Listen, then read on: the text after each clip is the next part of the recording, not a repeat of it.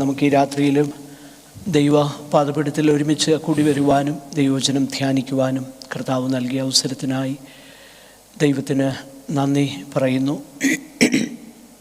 റോമാലേഖനം 12-ാം അധ്യായം 3 മുതൽ 8 വരെയുള്ള വാക്യങ്ങൾ നമുക്ക് വീണ്ടും വായിക്കുകയും ആ ഭാഗത്ത് നിന്ന് തുടർന്ന് കഴിഞ്ഞ ആഴ്ചയിൽ ചിന്തിച്ചതിൻ്റെ തുടർച്ചയായിട്ട് നമുക്ക് ആ ഭാഗങ്ങൾ മനസ്സിലാക്കുവാനായിട്ട് പരിശ്രമിക്കുകയും ചെയ്യാം. ദൈവ വചനത്തെ സ്നേഹിച്ച് കടന്നു വന്ന നിങ്ങളെല്ലാവരെയും ഓർത്ത് ദൈവത്തിന് നന്ദി കരേറ്റുന്നു. എല്ലാവർക്കും വന്ദനം. ദയവായിട്ട് ആ വേദഭാഗം വായിക്കുകയും നമുക്ക് ആ ഭാഗം ചിന്തിക്കുകയും ചെയ്യാം.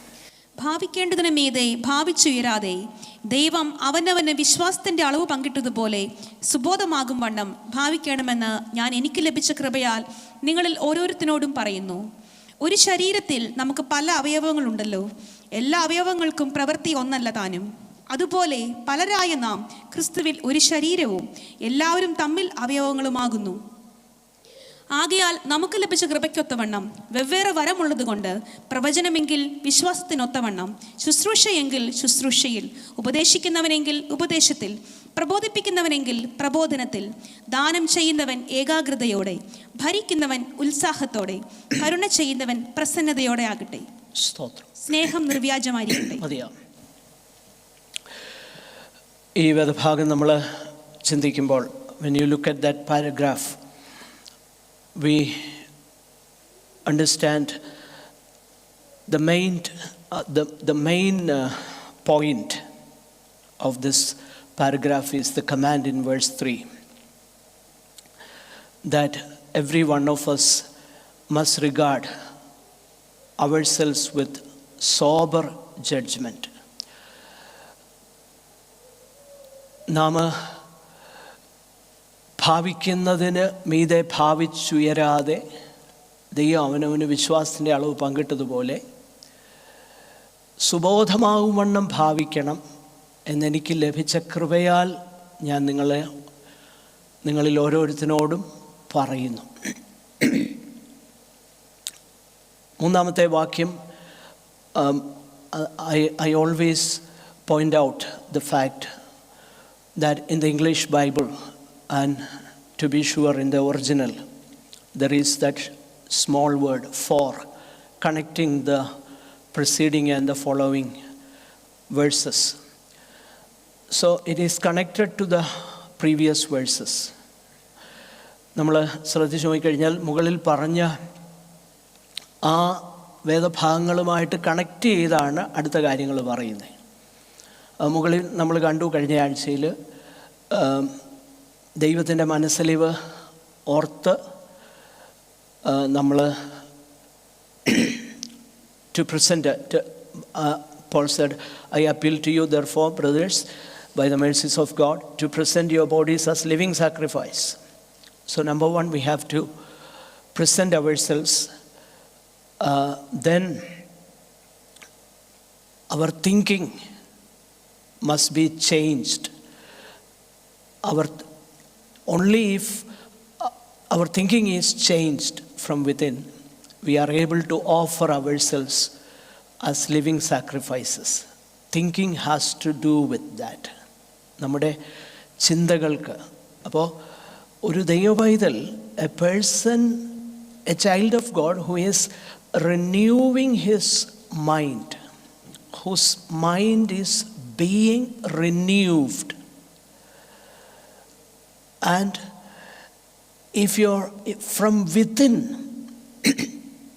you are renewed. ഉള്ളിൽ നിന്ന് എന്താ നമ്മളോട് കാണുന്നത് മലയാളത്തിൽ അല്ലേ,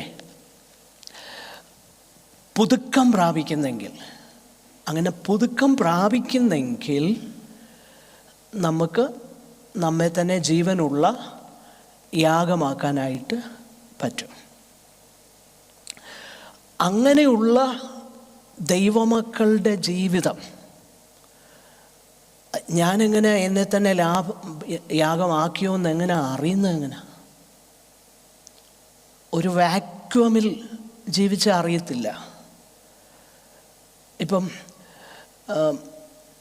നമുക്ക് പണ്ട് കാലത്ത് ഈ മൊണാസ്ട്രി ലൈഫ് പോലെ അവർ ലോകമൊന്നും വേണ്ട ഒന്ന് മൊണാസ്ട്രി, അല്ലെങ്കിൽ എല്ലാവരിൽ നിന്നും വ്യത്യസ്തരായിട്ട് ഏകരായിട്ട്. എന്താ ആർക്കറിയാം എന്നോ സംഭവിച്ചെന്ന്? ഒന്നും അറിയത്തില്ല. എന്നാൽ എൻ്റെ ജീവിതത്തിൽ ചേഞ്ച് ഉണ്ടായെന്ന് അറിയുന്നത് എൻ്റെ കോർപ്പറേറ്റ് ലൈഫിലാണ്. Only when I live in the family, in the society, in the church, only then the effect of renewed mind will be evident for all to see. ഞാൻ ദൈവഭക്തനാണ് എന്ന് ഞാൻ നിരൂപിച്ചുകൊണ്ടിരുന്നാൽ എനിക്ക് ദൈവഭക്തനാണെന്ന് ചിന്തിച്ചുകൊണ്ടിരിക്കാൻ പറ്റും. എൻ്റെ ഹൃദയം കർത്താവ് മാത്രം കാണുന്നുണ്ട്, ഞാൻ പ്രാർത്ഥിക്കുന്നുണ്ട്, ഞാൻ ഉപവസിക്കുന്നുണ്ട്. ശരിയാണ്, പ്രാർത്ഥിക്കുന്നുണ്ടായിരിക്കാം, ഉപവസിക്കുന്നുണ്ടായിരിക്കാം. പക്ഷേ have you really changed? Is there a change happening? Is there a metamorphosis happening? ഇല്ലേ? Is there is a transformation happening? Ada metamorphosis, transformation. How does anyone know if there is a transformation happening in me? Paul writes, and that is why he connects verse 2 and verse 3 with the small word for. For by the grace given to me, I say to everyone among you not to think of himself more highly than he ought to think, but to think with sober judgment, each according to the measure of faith that God has assigned. So now Paul is telling us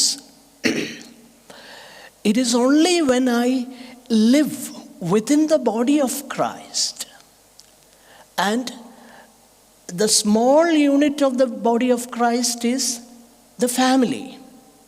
So as I live in my family, as I live in the church, if my mind is renewed, if I am being transformed from within, then number one marks of a renewed mind will be personal humility. And what makes me humble? The reason a child of God must be humble, the reason is, it is God's grace. Because Paul appeals to the people not because he is issuing an edict from the position of an apostle. No.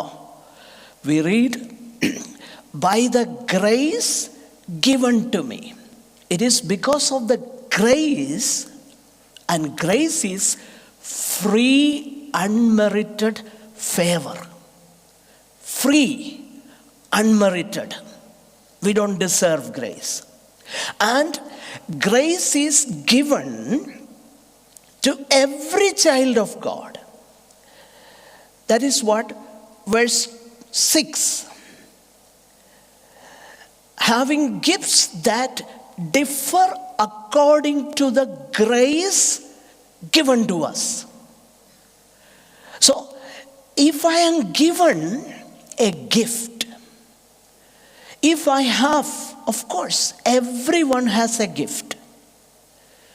Everyone has a gift within the body of Christ. So, when you have a gift, when we have a gift from God, we should think that it is only because of God's grace. It is by grace, whatever I am, by the grace of God. It is given to me. It is freely given to me. It is God's favor to me. So when I think about that humbles me. Okay? So that's what Paul is connecting the verses. അപ്പോൾ പ്രായോഗികമായി നമ്മൾ മനസ്സിലാക്കണം, ക്രിസ്തീയ ജീവിതം എന്നുള്ളത് പൗലോസ് പറഞ്ഞു, നിങ്ങൾ മനസ്സ് പുതുക്കി ഈ ലോകത്തിന് അനുരൂപമാകരുത്. ഈ ലോകത്തിന് അനുരൂപമാകരുത്. ഇന്ന് ഏതാണ്ട് ഒരു പ്രസംഗം ഞാൻ കേട്ടു, നിങ്ങളുടെ മീശ ഇത്രയുമേ വെക്കാവൂ, ഇത്രയും വെക്കരുത്, അത് ഭയങ്കരമാണ്. എൻ്റെ മുന്നേ ഈ മീശ അത്രയും വെക്കണോ ഇത്രയും വെക്കണോ, അതെന്തോ ആട്ടെ.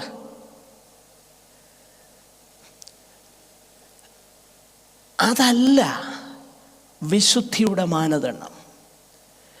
വിശുദ്ധിയുടെ മാനദണ്ഡം എന്നുള്ളത് ഈ ലോകത്തിൻ്റെ സ്റ്റാൻഡേർഡ് വെച്ചാണോ ഞാൻ ചിന്തിക്കുന്നേ? ഈ ലോകത്തിന് ഞാൻ അനുരൂപനാകുന്നത്, ഒന്നാമത് ഞാൻ അനുരൂപനാകുന്നത് എൻ്റെ വേഷവിധാനത്തിലല്ല, അത് പിന്നെ വരുന്നതാണ്. ആദ്യം ഞാൻ അനുരൂപപ്പെടുന്നത് എൻ്റെ മനസ്സിലാണ്. എൻ്റെ മനസ്സിലാണ് ഞാൻ അനുരൂപപ്പെടുന്നത്. മനസ്സിൽ അനുരൂപപ്പെട്ടാലും എനിക്കത് കമോഫ്ലാഷ് ചെയ്ത് ഇങ്ങനെ കുറേ നാൾ ഇങ്ങനെ കൊണ്ടുപോയി പോകാനൊക്കെ പറ്റും. I can pretend I am okay, but not for long. Somewhere, somehow it will show itself off. എവിടെയെങ്കിലും ഇത് പുറത്തു ചാടും, എവിടെയെങ്കിലും പുറത്തു ചാടും. അപ്പം അതുകൊണ്ടാണ് പോൾ പറയുന്നത്, എൻ്റെ മനസ്സ് ഉള്ളിൽ, എൻ്റെ മനസ്സുകൊണ്ട് ഞാൻ ലോകത്തിന് അനുരൂപപ്പെടുന്നില്ലെങ്കിൽ, ലോകക്കാർ ചിന്തിക്കുന്ന പോലെ അല്ല ഞാൻ ചിന്തിക്കുന്നതെങ്കിൽ, ലോകക്കാരുടെ പ്രമാണം അനുസരിച്ചല്ല എൻ്റെ ചിന്ത. ലോകക്കാരുടെ പ്രമാണം എന്താ? ലോകക്കാരുടെ പ്രമാണം ആരെങ്കിലും നന്മ ചെയ്താൽ നന്മ ചെയ്യേ, ആരെങ്കിലും ആരെങ്കിലും എന്നോട് ഇങ്ങോട്ട് ചിരിച്ചാൽ അങ്ങോട്ട് ചിരിക്കുക. ലോകക്കാർ പറയുമല്ലോ, give respect and take respect. അത് ബിബ്ലിക്കൽ പ്രിൻസിപ്പിൾ അല്ല. No, give respect and take respect is not a biblical principle. അത് ലോകത്തിൻ്റെ പ്രമാണമാണ് കേട്ടോ. That is the idea of the world. Give respect and take respect.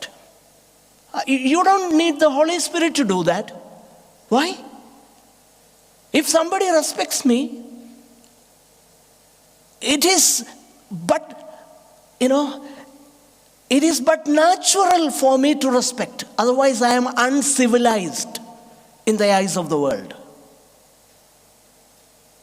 അതിന് ഹോളി സ്പിരിറ്റിൻ്റെ ആവശ്യമൊന്നുമില്ല. എന്നെ respect ചെയ്യുന്നവരെ ഞാൻ തിരിച്ച് റെസ്പെക്റ്റ് ചെയ്യാൻ പരിശുദ്ധാത്മാവിൻ്റെ ആവശ്യമൊന്നുമില്ല. എന്നെ റെസ്പെക്റ്റ് ചെയ്യാത്ത ഒരാളെ എനിക്ക് ഉള്ളിൻ്റെ ഉള്ളിൽ മേ ബി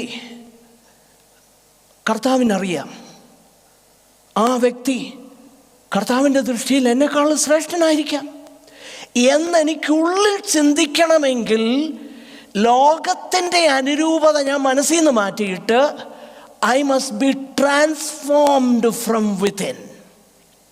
എൻ്റെ ഉള്ളിൽ നിന്ന് ഞാൻ രൂപാന്തരപ്പെടണം.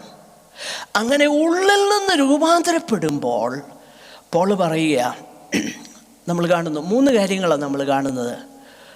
ഒന്ന്, humility. 2, you must connect that chain. Number 1, I'm being transformed, or my mind is renewed, and when my mind is renewed, I have sober judgment.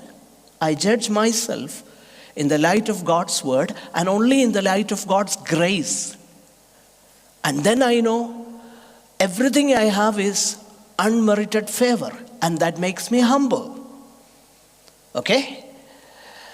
And if I am humble, I have no problem to keep the unity of the Spirit.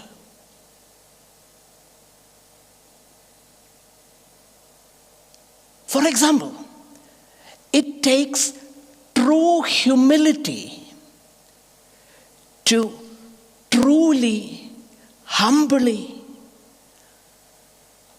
ask and give forgiveness. To forgive, to say sorry, to be kind. It takes true humility. So what will happen as a result? If everybody truly is being transformed from within by the renewal of the thinking, by the Holy Spirit, see, we may be good people in our offices, and you don't need the Holy Spirit there. You only need the discipline in the office. That's all it takes. But it takes the infilling of the Holy Spirit and the true renewal of the mind to be humble, to have that personal humility, so that personal humility will result in unity.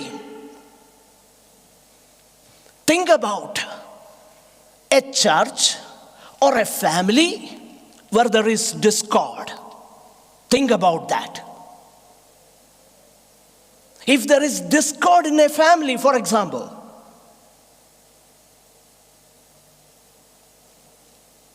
രണ്ടുപേരും വിട്ടുകൊടുക്കാൻ തയ്യാറല്ല. Is there unity?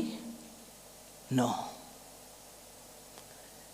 If there is God-given, Holy Spirit-inspired humility, it takes God the Holy Spirit to work in the heart, not worldly wisdom, not worldly mind.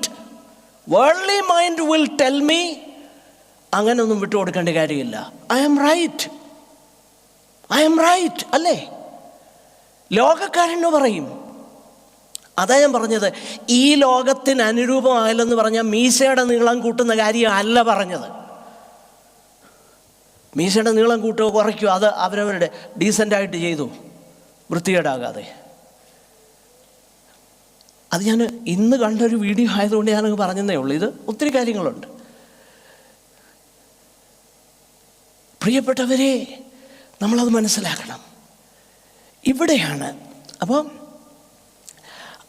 അത് സംഭവിക്കുമ്പോൾ, when I have the sober judgment, it is only God's grace. It is grace. ദൈവത്തിൻ്റെ കൃപയാണ് എന്ന് മനസ്സിലാകുമ്പോൾ, I am not, ഞാനെല്ലാം പറയുന്നതെല്ലാം ശരിയാ എന്ന് ഞാൻ ചിന്തിച്ചുകൊണ്ടിരുന്നാലോ? ഞാൻ പറയുന്നത് ശരിയാ, അവർ പറയട്ടെ. No. I may be wrong. ഞാൻ ചിലപ്പോൾ തെറ്റാം, ചിലപ്പോൾ നല്ല കൂടുതൽ സമയം ഞാൻ ശരിയാണെന്ന് ചിന്തിക്കുന്നവർ കൂടുതൽ പ്രാവശ്യം അവർ തെറ്റാ. ലോകം പറയും നമ്മൾ ശരിയാന്ന്, പക്ഷേ പരിശുദ്ധാത്മാവ് പറയും നീ തെറ്റാന്ന് പറയും. അവിടെയാ വിഷയം. അതാ ഞാൻ പറഞ്ഞേ, ഈ പരിശുദ്ധാത്മാവിൻ്റെ ആവശ്യമൊന്നുമില്ല ഓഫീസിൽ നല്ലതായിട്ട് ബിഹേവ് ചെയ്യാൻ. അത് സിവിലൈസ്ഡ് ബിഹേവിയറാണ്, കോമൺ സെൻസാണ്. അതെല്ലാവർക്കും പറ്റും. എന്നാൽ it takes God the Holy Spirit's real infilling, renewal, മനസ്സ് പുതുക്കി രൂപാന്തരപ്പെടുമ്പോൾ മാത്രമേ ഇത് സംഭവിക്കത്തുള്ളൂ. അതുകൊണ്ടാണ് പോൾ പറയുന്നത് ഫോർ എന്തെന്നാൽ have sober judgement of your selves. അപ്പം ഞാൻ എന്നിട്ട് നമ്മൾ ശ്രദ്ധിച്ച് നോക്കി, there is a connection between the First Corinthian letter and Romans chapter 12. And incidentally, Paul was writing to Rome from Corinth. It was from Corinth the epistle was written to Rome. But you see, the same metaphor is used in both letters. The metaphor of a human body, like different organs, and different organs make a body, and every organ has its own function, and that function is very important. Very important. A small organ, if it stops functioning, everything goes haywire. അല്ലേ? ഒരു വളരെ ചെറിയ organ, അതിൻ്റെ function, ഒരവയവത്തിൻ്റെ function ഞാൻ കഴിഞ്ഞ ആഴ്ച പറഞ്ഞല്ലോ. അപ്പോൾ ഇതേ കാര്യമാണ് പൗലോസ് ഇവിടെ പറയുന്നത്. So renewed mind results in number 1 humility, then that results as a chain reaction, it results in unity. അല്ലേ? അത് എൻ്റെ പ്രിയപ്പെട്ട, this is a truth, be it in the church or be it in the family, the very small unit of the church. ചർച്ചിൻ്റെ ഏറ്റവും ചെറിയ unit കുടുംബമാകട്ടോ, വീടാ. അവിടെ ഇത് ശരിയാകണം, അവിടെയും ശരിയാകണം. അതുകൊണ്ടല്ലേ ഈ ചർച്ചിന് ലെറ്റർ എഴുതുമ്പോഴല്ലേ പോള് കുടുംബത്തെക്കുറിച്ച് പറയുന്നേ. എഫെസ്യ ലേഖനം വായിച്ചു നോക്ക്, അല്ലെങ്കിൽ കൊലോസ്യ ലേഖനം വായിച്ചു നോക്ക്, അവിടെയല്ല അതാ. ചർച്ചിന് ലെറ്റർ എഴുതുമ്പം കുടുംബത്തെക്കുറിച്ച് പോൾ പറയുക. Why? Because it begins at home. It begins at home. Okay. Now, Paul is speaking about unity. Then thirdly, he is speaking about faithful ministry. അല്ലേ? വളരെ വിശ്വസ്തയോടെയുള്ള ശുശ്രൂഷയെക്കുറിച്ച് പൗലോസ് ഇവിടെ പറയുകയാണ്. അതാണ് 6 മുതൽ 8 വരെയുള്ള വാക്യങ്ങൾ നമ്മൾ ശ്രദ്ധിച്ചാൽ മനസ്സിലാക്കാനായിട്ട് കഴിയുന്നത്. Okay, let us study that further.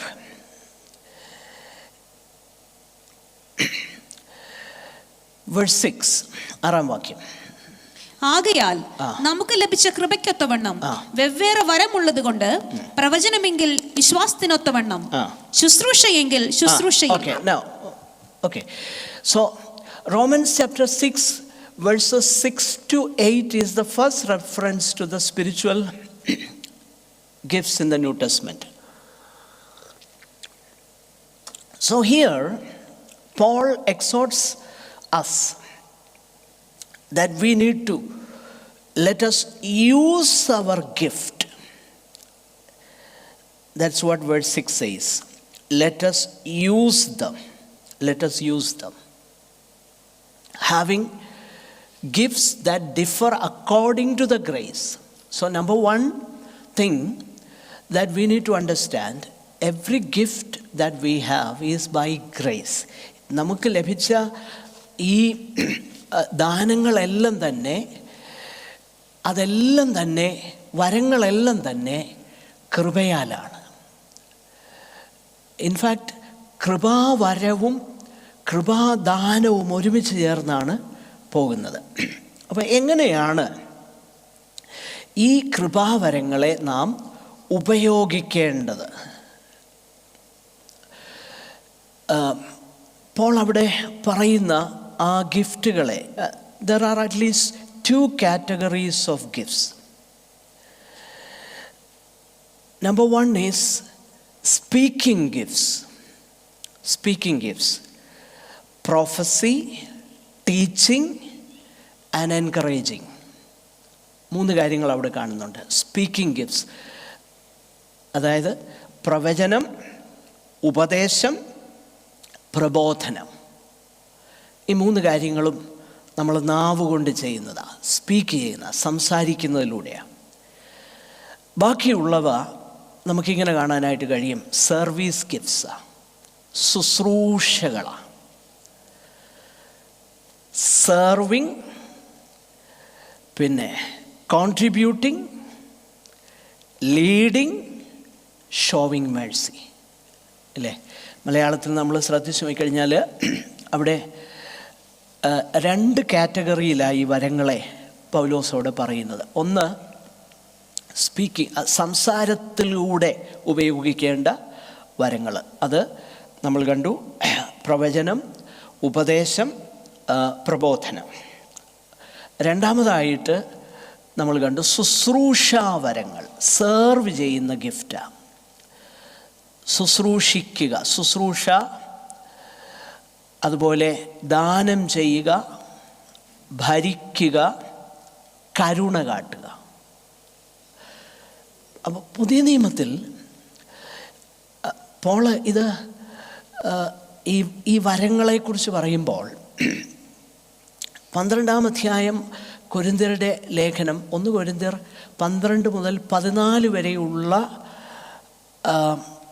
അധ്യായങ്ങളിലാണ് മറ്റ് ഒരു ഭാഗത്ത് വരങ്ങളെക്കുറിച്ച് പറഞ്ഞേക്കുന്നത്. It is in the new testament, this is the first reference of spiritual gifts in the church, but elsewhere we read in 1 Corinthians chapter 12 to 14, and there are many similarities between what Paul is writing here and he is writing to the Corinthians. As I already mentioned, Paul is speaking about the metaphor of the body and the need for having sober judgment about ourselves, and Paul is explaining through that metaphor every part of the body is important. The same thing he is writing in 1 Corinthians. The same thing again is repeated here, because we also read in 1 Corinthians, after having described about various gifts in the 12th chapter, he in 13th chapter writes about an excellent way, which is love. In the same way, here as well, in verse 9, Paul writes about let love be genuine. അവിടെ 9-ാമത്തെ വാക്യത്തിൽ സ്നേഹം നിർവ്യാജം ആയിരിക്കട്ടെ നോക്കിയേ. അപ്പോൾ Paul ഈ കൃപാവരങ്ങളെ എല്ലാം connect ചെയ്യുന്നത് അവിടെയാണ്.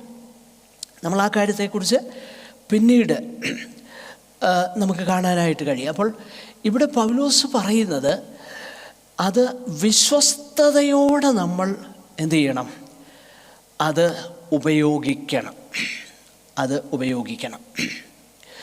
നമ്മളത് ഓരോന്നായിട്ട് വളരെ പെട്ടെന്ന് ഒന്ന് ചിന്തിക്കാനായിട്ട് താല്പര്യപ്പെടുകയാണ്. ഇവിടെ പോൾ പറഞ്ഞിരിക്കുന്ന ഈ ഗിഫ്റ്റ്സിനെ കുറിച്ച്, having gifts that differ according to the grace given to us, let us use them. Number 1 is prophecy.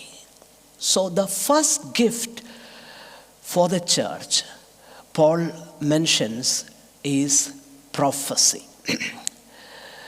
So prophecy in a nutshell is speaking under divine illumination. That is prophecy. Okay. Of course, primarily speaking the word of God is prophecy, and applying it to a given situation, to a person, specifically to a person, he or she feels that this is God's word to me. That's how it happens. But in the New Testament, when you study, apart from, expositing the word, there is a gift called prophecy. അപ്പോൾ പുതിയ നിയമത്തിൽ പ്രവചനം എന്ന ഒരു കൃപാവരത്തെക്കുറിച്ച് നമ്മൾ വായിക്കുന്നു.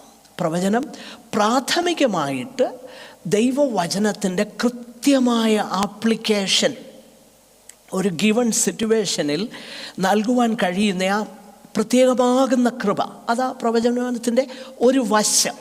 എന്നാൽ അതേസമയം പുതിയ നിയമം നമ്മൾ പരിശോധിച്ചാൽ പ്രവചന വരം എന്നതിനെ നമ്മൾ വായിക്കുന്നുണ്ട്. Okay, so before we study further, there is a difference between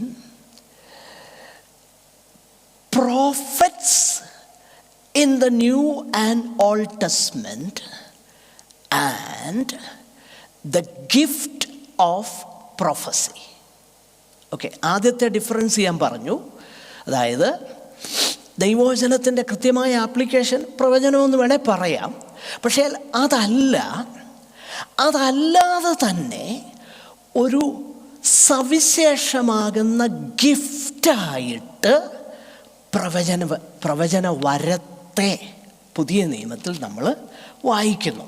ഉദാഹരണത്തിന്, for example, chapter 12 of 1 Corinthians.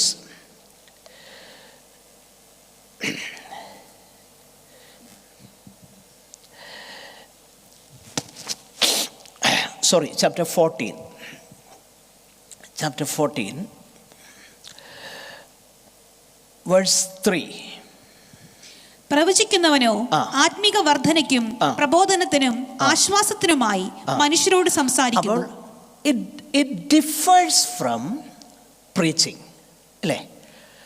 ആ പ്രവചന വരം എന്നുള്ളത് അല്പം വ്യത്യസ്തമായിരിക്കുന്നു. പ്രവചിക്കുന്നവനോ ആ പ്രവചനത്തിൻ്റെ പർപ്പസ് എന്താ?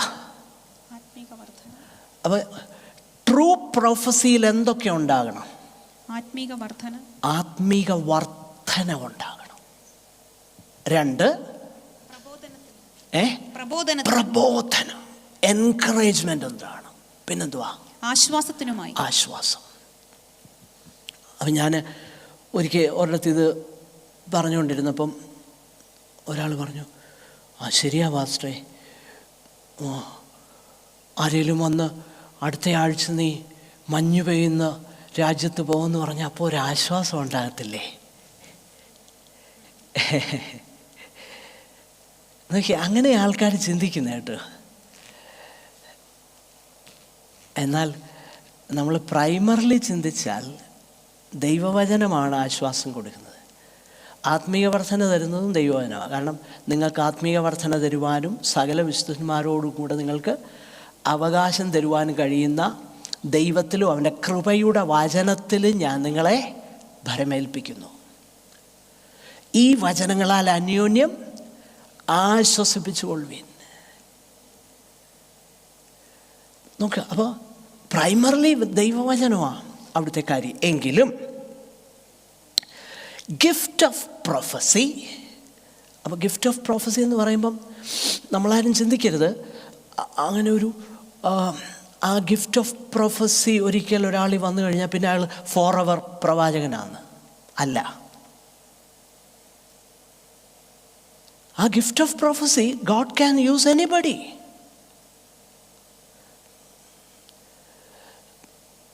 In fact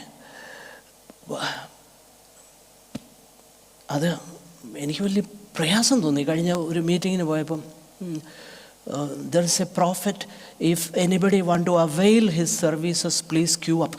I was really taken aback. അങ്ങനെ ഒരു പരിപാടി പുതിയ നിയമത്തിലില്ല. അതിൻ്റെ അർത്ഥം you have no connection to your father. You have no connection. Somebody has to tell you. മധ്യസ്ഥര് വേണം. നമ്മൾ എന്നാ പറയുന്നത്, നമുക്കിവിടെ മധ്യസ്ഥര് ഇല്ല. അത് ഞാൻ പറയുമ്പം I am not denying the fact there is a gift of prophecy in the church. I am not denying that. There is. But what it is for, എന്തിനു വേണ്ടിയാത്? പ്രബോധനം, ആത്മീയ വർധന, ആശ്വാസം. ഓക്കെ. ഇനി ഈ ഗിഫ്റ്റ് ഓഫ് പ്രൊഫസി എങ്ങനെയാണ് സംഭവിക്കുന്നത്? ഈ ഗിഫ്റ്റ് ഓഫ് പ്രൊഫസി നിമിത്തം എന്ത് സംഭവിക്കും? വേഴ്സ് 24. എല്ലാവരും പ്രവചിക്കുന്നുവെങ്കിലോ അവിശ്വാസിയോ ആത്മവരമില്ലാത്തവനോ അകത്തു വന്നാൽ എല്ലാവരുടെ വാക്കിനാലും അവന് പാപബോധം വരും. അവൻ എല്ലാവരാലും വിവേചിക്കപ്പെടും. നമ്മളൊരു കാര്യം മനസ്സിലാക്കണം. This happens even today. I have listened to many testimonies where a person, he is convicted. Somebody, ആരും അറിയാത്ത ഒരാൾ ഇങ്ങോട്ട് വന്നിട്ട് അവിശ്വാസിയാകുന്ന ഒരു മനുഷ്യൻ, he happened to be in a meeting or somewhere, and somebody tells him that നീ ആത്മഹത്യ ചെയ്യാൻ പോകാടുന്നെന്നോ. എത്രയോ സംഭവങ്ങൾ നിങ്ങളങ്ങനെ കേട്ടിട്ടുണ്ടോ? എത്രയോ സംഭവങ്ങൾ. അപ്പോൾ എന്നാ പറയുന്നേ? അവിശ്വാസി അകത്ത് വന്നാൽ അവനെന്തോ പറ്റും? മനസ്സിലായോ? This is the gift of prophecy. അവിശ്വാസി വന്നു കഴിയുമ്പോൾ അവനെന്തുണ്ടാകും? പാപബോധമുണ്ടാകും. Verse 25. അവൻ എല്ലാവരാലും വിവേചിക്കപ്പെടും. അവന്റെ ഹൃദയ രഹസ്യങ്ങളും വെളിപ്പെട്ടു വരും. അവന്റെ ഹൃദയ രഹസ്യങ്ങൾ പലരും പറയുന്നത് ഞാൻ കേട്ടിട്ടുണ്ട്. എൻ്റെ ഉള്ളിലിരുന്നത് ആ മനുഷ്യൻ എന്നോട് പറഞ്ഞെന്ന്. ആയുസ് കണ്ടിട്ടില്ല, ഒന്നും അറിയത്തില്ല. അങ്ങനെയാണ് അയാൾ കർത്താവിനെ കണ്ടതെന്ന് എത്രയോ സാക്ഷ്യങ്ങൾ നമ്മൾ കേട്ടിട്ടുണ്ട്. അതാണ് ഇവിടെ വായിക്കുന്നത്. മനസ്സിലായോ? So this is the function of prophecy, ഏതാ? Gift of prophecy. എന്നാൽ പുതിയ നിയമത്തിൽ പ്രവാചകന്മാരുണ്ട്, അപ്പോസ്തലന്മാരുണ്ട്. ഈ അപ്പോസ്തലനും, that's what we read in Ephesians chapter 2:20. Can you read Ephesians 2:20? ക്രിസ്തുയേശു തന്നെ മൂലക്കല്ലായിരിക്കെ നിങ്ങളെ അപ്പോസ്തലന്മാരും പ്രവാചകന്മാരും എന്ന അടിസ്ഥാനത്തിന്മേൽ. These prophets are altogether a different category. Why? I'll tell you why. These prophets and apostles, they are together the foundation on which the church is built. So there is a difference between apostles and prophets and the gift of prophecy. ഇവിടെ അപ്പോസ്തലന്മാരും പ്രവാചകന്മാരും ആ അടിസ്ഥാനത്തിന്മേലാണ് എന്ത് ചെയ്തേക്കുന്നത്? സഭ പണിതേക്ക് എന്ന് പറഞ്ഞാൽ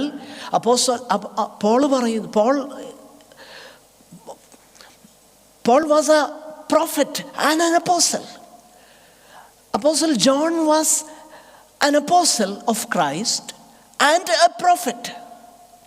And these apostles and prophets are on par with the Old Testament prophets.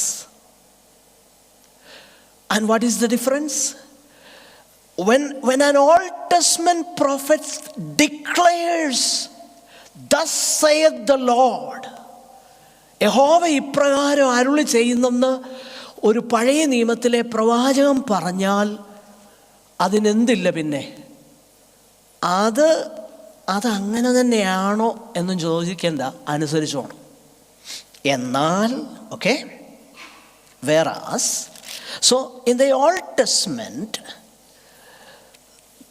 And in the category of apostles and prophets, they are altogether different, because God used the prophets in the Old Testament and God uses the apostles in the New Testament to give us the word of God, the written word of God that is foundational.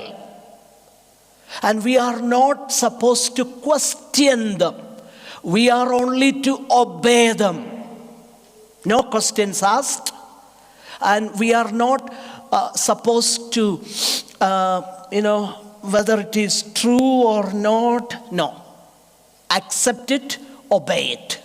That's all. Whereas, as far as the gift of prophecy is concerned, അപ്പോൾ അപ്പോസ്തലൻ, ഞാൻ പറയുന്നത് നിങ്ങൾക്ക് മനസ്സിലാവുന്നുണ്ടോ? ഉണ്ടല്ലോ.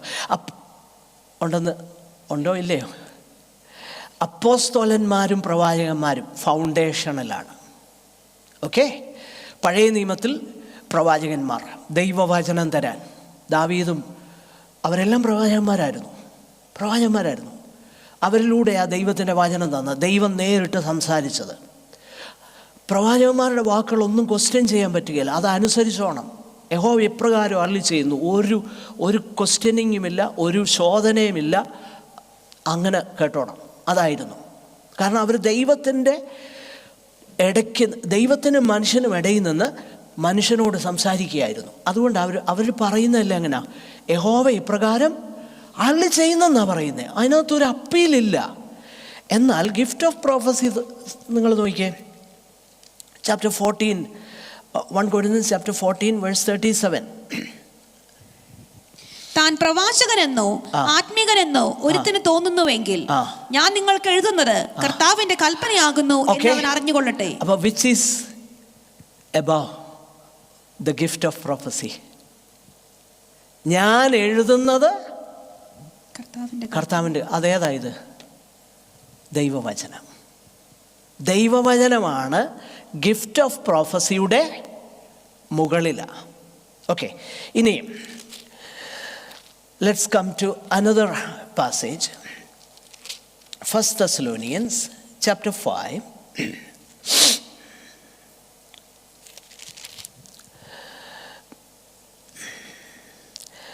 verse 20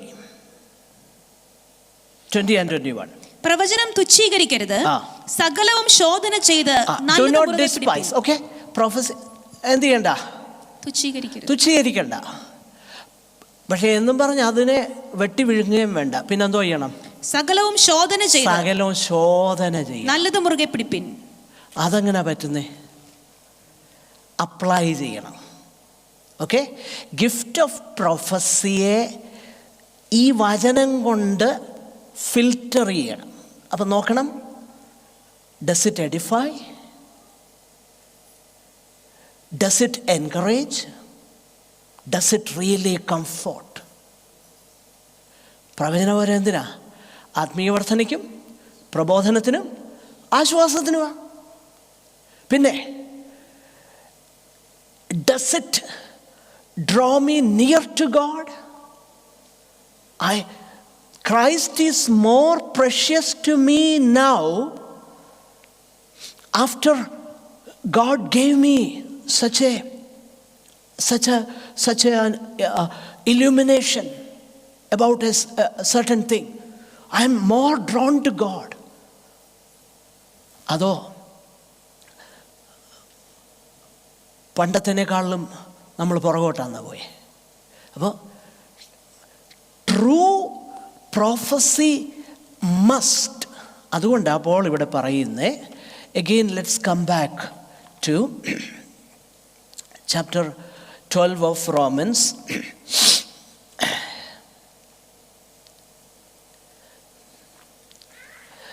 Okay. You can also read 1 John 4 verse 1.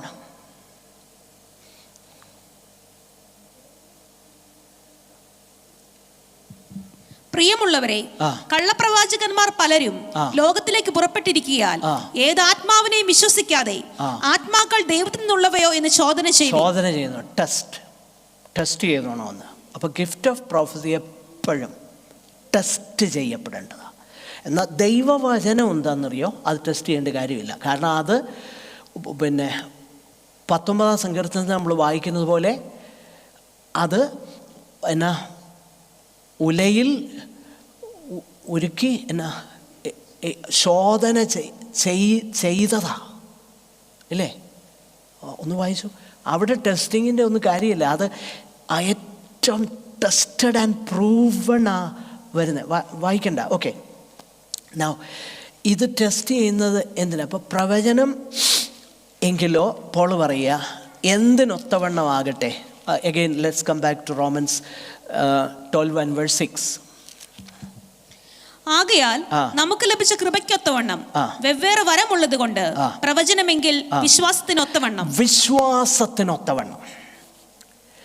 വിശ്വാസത്തിനൊത്തവണ്ണം എന്ന് Paul പറയുന്നതിൻ്റെ കാര്യം, ഇവിടെ ഫെയ്ത്ത് എന്ന് പറയുന്നത് it is the faith that is once and for all entrusted to the saints, as Jude writes.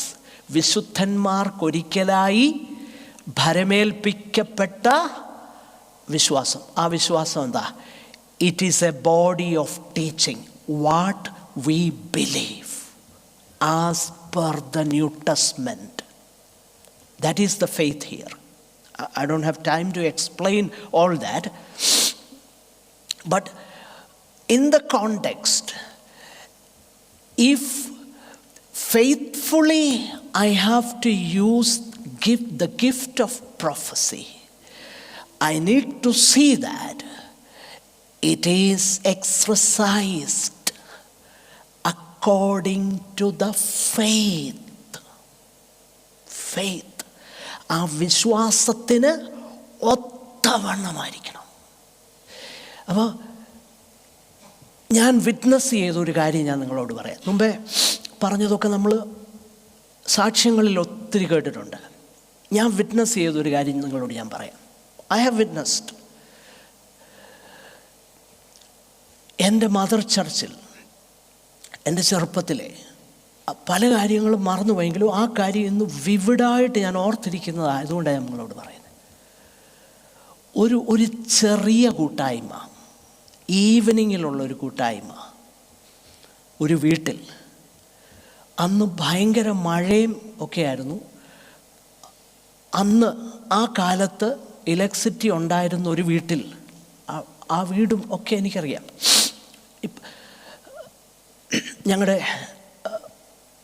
ഞങ്ങളുടെ ചർച്ചിലെ ആ കാലത്ത് ഒരുവിധം ഭേദപ്പെട്ട ഒരു വീട്ടിൽ അന്ന് മഴയായിരുന്നത് കൊണ്ട് വളരെ ചുരുക്കം പേരെ വന്നുള്ളൂ. കരണ്ടുമില്ല. വിളക്കിൻ്റെ വെട്ടത്താണ് ആ മീറ്റിംഗ് നടന്നത്. അന്ന് അവിടെ ഒരു കർത്താവിൻ്റെ ദാസൻ വന്നു. അദ്ദേഹം വലിയ കണ്ണടച്ച് കാര്യങ്ങളൊന്നും പറഞ്ഞില്ല. അദ്ദേഹം ദൈവവചനം ഇങ്ങനെ ശുശ്രൂഷിച്ചുകൊണ്ടിരിക്കുമ്പോൾ അദ്ദേഹം പറഞ്ഞു, ഈ കൂട്ടായ്മയിൽ, അപ്പോൾ ഓർക്കണം, അതൊരു സഭായോഗത്തിന് പറഞ്ഞിരുന്ന പിന്നെയും മനസ്സിലാക്കായിരുന്നു അത് ആരേലും പറഞ്ഞു കൊടുത്തതാണെന്നോ അല്ലെങ്കിൽ അവരൊക്കെ അവിടെ കാണുമെന്നോ ഒക്കെ നമുക്ക് പറയാമായിരുന്നു. ഇത് അങ്ങനെയൊന്നും കാരണം ഞാൻ വിറ്റ്നസ് ചെയ്തൊരു കാര്യമാണ്. ഈ കൂട്ടായ്മയിൽ 2 സഹോദരന്മാർ ഇത്ര വർഷങ്ങളായിട്ട് പരസ്പരം അവർ സംസാരിക്കാതെ ഭയങ്കര വൈരികളായിട്ടിരിപ്പുണ്ട്. അവരിന്ന് ദൈവസന്നിധാനത്തിൽ അന്യോന്യം ക്ഷമ ചോദിച്ച് നിരപ്പാകണമെന്ന് പറഞ്ഞു. എല്ലാവരും, എവ്രിബഡി വാസ് ഷോക്ക്ഡ്. കാരണം അങ്ങനെ ഷോക്കാകാനുള്ള കാരണം ഞാൻ പറഞ്ഞല്ലോ, കുറച്ച് പേരേ ഉള്ളൂ. മഴയൊക്കെ ആയിരുന്നുകൊണ്ട് കുറച്ച് പേരേ വന്നിട്ടുള്ളൂ. ഈ കുറച്ച് പേര് വന്ന കൂട്ടത്തിൽ ഞാൻ ഇന്നും ഓർക്കുന്നുണ്ട്, അതിൽ ഒരാൾ വന്നത് വളരെ താമസിച്ചാണ് വന്നത്. എന്ന് പറഞ്ഞാൽ നേരത്തെ ഉപദേശി പറഞ്ഞു കൊടുത്തതല്ലെന്ന് എനിക്ക് നന്നായിട്ടറിയാം. ദർ ഈസ് ഒരു ചാൻസുമില്ല. ഇന്നത്തെ പ്രവാചകന്മാർ ഈ ഫേസ്ബുക്കിനകത്തെല്ലാം നേരത്തെ വണ്ടിയുടെ നമ്പറും എല്ലാം പിടിച്ച് ആ പരിപാടിയൊന്നും അന്ന് നടക്കുകയല്ലോ. അതൊന്നും ഇല്ലാതിരുന്ന കാലമാണ്. അങ്ങനെ ഒരു കാലത്ത് വലിയ ബഹളവുമൊന്നുമില്ല. അദ്ദേഹം കണ്ണടച്ചു അല്ല പറഞ്ഞത്. നമ്മൾ പറയുന്നത് കണ്ണടച്ച് പറഞ്ഞാൽ അല്ല, കണ്ണടച്ചല്ല പറഞ്ഞത്, കണ്ണ് തുറന്നാ പറഞ്ഞത്. അദ്ദേഹം പറഞ്ഞു, ആ 2 സഹോദരൻ, അത് പ്രായമുള്ള അച്ചായന്മാരാണ്. അപ്പം ഞങ്ങൾ കൊച്ചു കുഞ്ഞുങ്ങളാണ്. ഞങ്ങളെന്നല്ല, അന്ന് ഞങ്ങളൊന്നും അത്ര ഷോക്കായില്ല. പക്ഷെ അവിടെ ഇരുന്നവരുടെ മുഖമെല്ലാം ഇങ്ങനെ മാറുന്നത് ഞാൻ കണ്ടു. ഞങ്ങൾ കൊച്ചു കുഞ്ഞുങ്ങളായിരുന്നുകൊണ്ട് അത്രയൊന്നും മനസ്സിലാക്കാം. പക്ഷേ ഇത് ഭയങ്കര വിവിഡ് മെമ്മറിയാണ്. ആ നിമിഷം തന്നെ അവർ 2 പേരും എഴുന്നേറ്റ് അന്യോന്യം ആശ്ലേഷിച്ച് ഏറ്റുപറഞ്ഞ്, അതാണ് gift of prophecy Churchill operate ചെയ്യുന്നത്. അത് കാരണം അവിടെ എന്തുണ്ടായെന്നറിയാമോ? അവിടെ സഭയ്ക്ക് ആത്മീയ വർധനവുണ്ടായി. അല്ലാതെ നിനക്ക് നീ വലിയ, ഇന്ന് രാവിലെ ആ മെസ്സേജ് അവിടെ ഞാൻ കേട്ട പോലെ, നിനക്ക് 5 വീടുണ്ട്, 6ാമത്തെ ഒരു വീട് തരാൻ പോകാം. അതല്ല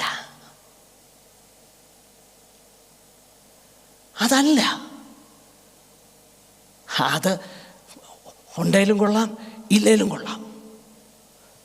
ആത്മീയ വർധന, സഭയ്ക്ക് ആത്മീയ വർധന, അതാണ് ഇപ്പോൾ പറയുന്നത്. പ്രവചനം, when in humility, when in the grace of God, the gifts are used to minister one another, it results in edification.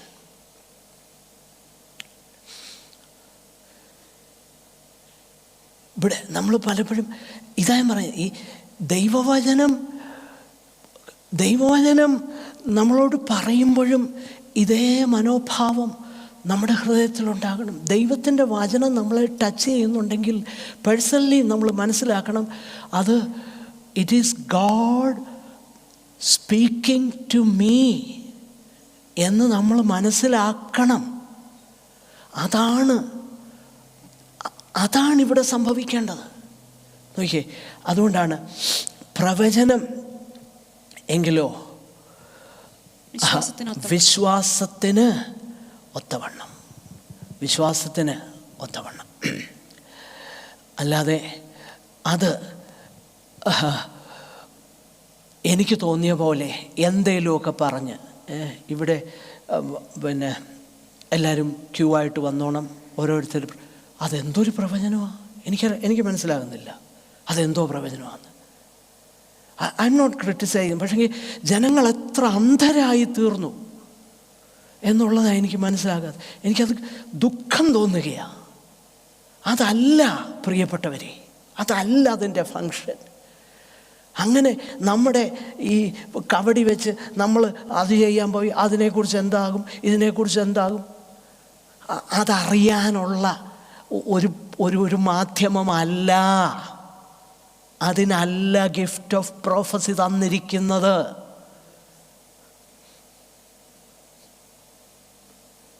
അങ്ങനെ എത്ര പേരെ അറിയാമെന്നറിയാമോ വെള്ളത്തിലായിപ്പോയെ? എത്ര പേരെ അറിയാമെന്ന്. ഏതിനും ഉടനെ ഫോൺ എടുത്ത് വിളിക്കും, ഇതെങ്ങനാ, അപ്പോൾ അവിടെ ഇരിക്കുന്ന അങ്ങേരെ എന്തേലും എന്ന് പറയും. അത് കേട്ട് പൊട്ടത്തരം കാണിച്ചു നോക്കും. നിങ്ങൾ പറയും, എനിക്ക് അറിയാം പ്രിയപ്പെട്ടവരെ, അറിയാം. അങ്ങനെ കേട്ട് പിന്നെ രായ്ക്ക് രാമാനം നാട് വിടേണ്ടി വന്ന അവരെ ദുഃഖത്തോടെ എനിക്കറിയാം. ഐ നോ ഹൗ ദേ വർ മിസ്ലെഡ്. എന്നിട്ട് അങ്ങനെ ഒരു പുള്ളിക്ക് ഇദ്ദേഹമാണെ ഇങ്ങനെയുള്ള അബദ്ധങ്ങൾ ചെയ്ത് എല്ലാം ദൈവം തന്നേക്കുന്ന ഒരു കാര്യം ചെയ്യാൻ ദൈവികമാകുന്ന പേഴ്സണലി ദൈവവുമായിട്ടുള്ള ബന്ധവും നമുക്കുള്ളതാകുന്ന കോമൺ സെൻസും നമ്മളെക്കാളും മുൻപേ ആ കാര്യം ചെയ്ത മെച്ചുവറായിട്ടുള്ളവരുടെ ഉപദേശവും അതിലെല്ലാം ഉപരി പ്രാർത്ഥനയോടും ഓരോ കാര്യങ്ങൾ ചെയ്യേണ്ടതിന് പകരം ഓരോ കാര്യം ചെയ്യാനും ഇങ്ങനെ എടുത്ത് വിളിച്ചു ചോദിക്കും. അപ്പോൾ അങ്ങനെ വിളിച്ചു ചോദിച്ച് അങ്ങനെ വെള്ളത്തിലായി, കഷ്ടതയിലായി എത്ര പേരെ അറിയാമെന്നറിയാമോ? ഒന്നിലധികം പേരെ അറിയാം. ഞാനതാ പറഞ്ഞേ, നമ്മൾ ഔട്ട്സോഴ്സ് ചെയ്യരുത്. അതിനു വേണ്ടിയിട്ടല്ല ഗിഫ്റ്റ് ഓഫ് പ്രോഫസി. എൻ്റെ കാര്യം ദൈവത്തോട് ചോദിച്ചേച്ച് എന്നോട് പറയാൻ വേണ്ടിയിട്ടല്ല ഗിഫ്റ്റ് ഓഫ് പ്രോഫസി. അതിനല്ല വെച്ചേക്കുന്നത്. ഗിഫ്റ്റ് ഓഫ് പ്രോഫസി അങ്ങനെ അല്ല ഓപ്പറേറ്റ് ചെയ്യുന്നത്. വേദപുസ്തകത്തിൽ അങ്ങനെ നമ്മൾ കാണുന്നില്ല. നിങ്ങൾ അപ്പോസ്തല പ്രവൃത്തി വായിച്ചു നോക്കുക. അതെല്ലാം തന്നെ everything was connected for the furtherance of the gospel. സുവിശേഷത്തിൻ്റെ വ്യാപ്തിക്ക് വേണ്ടിയിട്ടാണ് എല്ലാം അവിടെ പറഞ്ഞിരിക്കുന്നത്. ആത്മാക്കളുടെ രക്ഷയെക്കുറിച്ചും അങ്ങനെയുള്ള കാര്യങ്ങളാണ്. അപ്പോൾ നമ്മളൊരു കാര്യം മനസ്സിലാക്കേണ്ടത്, ഒരു ലോക്കൽ സിറ്റുവേഷനിൽ ആ കാര്യങ്ങൾ പറയുവാൻ, അല്ലെങ്കിൽ ഒരു പ്രത്യേക കാര്യങ്ങൾ പ്രത്യേകമാകുന്ന നിലയിൽ പറയാൻ വേണ്ടി ദൈവം സഭയ്ക്ക് നൽകിയിരിക്കുന്ന ആ ഗിഫ്റ്റാണ് ഈ ഇവിടെ കാണുന്ന പ്രൊഫസി. അതാ പോൾ പറയുന്നത്. പ്രവചനമെങ്കിലോ വിശ്വാസത്തിന് ഒത്തവണ്ണം. അത് വിശ്വാസത്തിനോട് ചേർന്ന് പോകണം. അതിൻ്റെ അപ്പുറത്തോട്ട് പോയി കഴിഞ്ഞാൽ തെറ്റി. അതുകൊണ്ടാണ് ശോധന ചെയ്യണം. ആരെങ്കിലും നമ്മളോട് പറയുന്നത് ഓക്കെ കേട്ടോ, കുഴപ്പമില്ല, പക്ഷേ ശോധന ചെയ്തോണം. പിന്നെ പറയുന്നത് കേൾക്കാൻ വേണ്ടി പോകരുത്. അങ്ങനെ ഒരു പ്രമാണം വേദപുസ്തകത്തിലില്ല. പഴയ നിയമത്തിലുണ്ടായിരുന്നു. അന്ന് പരിശുദ്ധാത്മാവ് ആരുടെ ഉള്ളിൽ വന്നിട്ടില്ല. പിന്നെ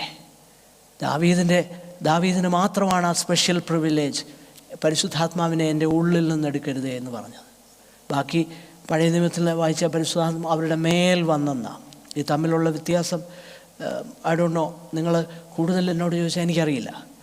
ശൗലിൻ്റെ മേൽ വന്നു, ശിംശോൻ്റെ മേൽ യഹോവയുടെ ആത്മാവ് വന്നു. ടെമ്പററി ആയിട്ട് ഡേവിഡിന് മാത്രമേ ഉണ്ടായിരുന്നു ആ ഒരു പ്രിവിലേജ്, പരിശുദ്ധാത്മാവിനെ എൻ്റെ ഉള്ളിൽ നിന്ന് എടുക്കരുത് എന്ന് പറയാൻ. അപ്പോൾ അത് മനസ്സിലാക്കുന്നത് God the Holy Spirit was permanently dwelling, almost permanently dwelling in David. എന്നാൽ പുതിയ നിയമത്തിലേക്ക് വരുമ്പോൾ എന്നേക്കും നിങ്ങളോട് കൂടെ ഇരിക്കേണ്ടതിനുള്ള കാര്യസ്ഥന. ഡിഫറൻറ്റാണ്. പഴയ നിയമത്തിൽ അവർ ആലോചന കേൾക്കാൻ പോയ പോലെ അല്ല, പുതിയ നിയമത്തിൽ ഡിഫറൻ്റാണ് ഗിഫ്റ്റ്. ഞാനിന്ന് ഇത് പറഞ്ഞു, എനിക്കറിയാം എല്ലാവരും ഇവിടെ ഇല്ലെന്നറിയാം, പക്ഷേ നമ്മൾ മതി, നമ്മൾ കേൾക്കേണ്ടിയവരൊക്കെ കേട്ടെന്നാണ് എൻ്റെ ചിന്ത. ബാക്കിയുള്ളവർ കേട്ടില്ലെങ്കിലും കുഴപ്പമൊന്നുമില്ല. പക്ഷേ നമ്മൾ മനസ്സിലാക്കുക, ഈ കാര്യങ്ങൾ നമ്മൾ പ്രധാനമായിട്ട് 3 കാര്യങ്ങളാണ് അവിടെ ചിന്തിക്കുന്നത്. റിന്യൂവ്ഡ് മൈൻഡ് ഉണ്ടായാൽ 1 ഹ്യൂമിലിറ്റി ഉണ്ടാകും, 2 യൂണിറ്റി ഉണ്ടാകും, 3 ഫെയ്ത്ത്ഫുൾ മിനിസ്ട്രി ഉണ്ടാകും. അന്യോന്യം നമ്മൾ ശുശ്രൂഷിക്കാൻ തുടങ്ങും. അതിനെക്കുറിച്ച് നമ്മൾ അടുത്ത ആഴ്ചയിൽ തുടർന്ന് ചിന്തിക്കാം. ദൈവം ഈ വചനങ്ങളാൽ നമ്മളെ അനുഗ്രഹിക്കട്ടെ.